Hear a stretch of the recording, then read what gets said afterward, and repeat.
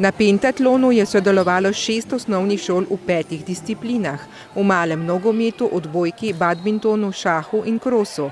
Gre za osnovne šole Tabor 1, Kamnica, borcev za severno mejo, Leona Štuklja, Draga Kobala in Brežihovega Voranca.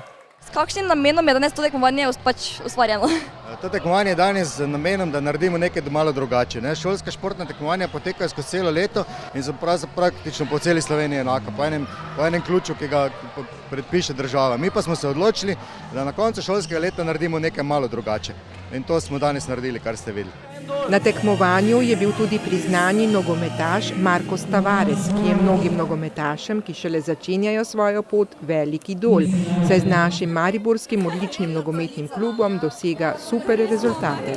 Kaj bi svetovali fantom, ki so danes tukaj tekmovali?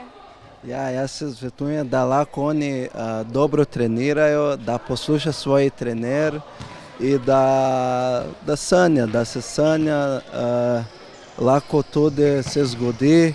V resnici mora imeti disciplina in tudi dobro jesti in vse to je stvari, ki pridejo za šport. Kdo pa je oziroma je bil vaš idol v nogometu?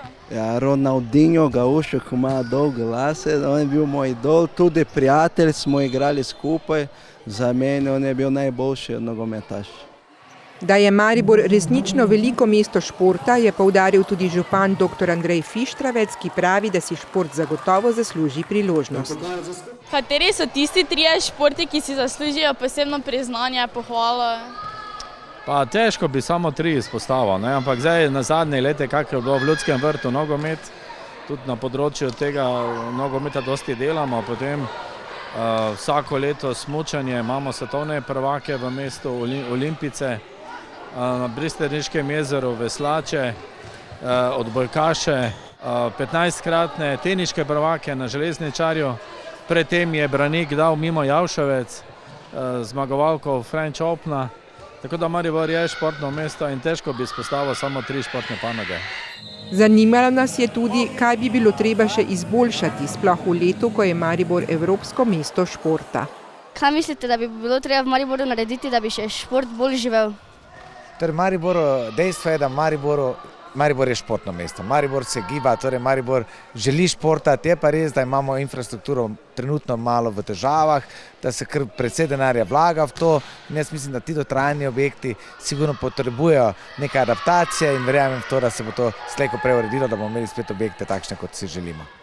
Včeraj je bilo tako res zanimivo doživetje, ki si ga bodo vsi udeleženci in udeleženke zagotovo zapomnili. Tako zaradi tekmovanja, prijetnega druženja, kot tudi nabiranja novih izkušenj. Pa naj tokrat ne zaključimo s tem, kdo je zmagal, ampak z dobro znano mislijo.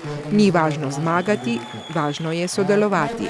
S čimer se strinja tokratna celotna novinarska ekipa.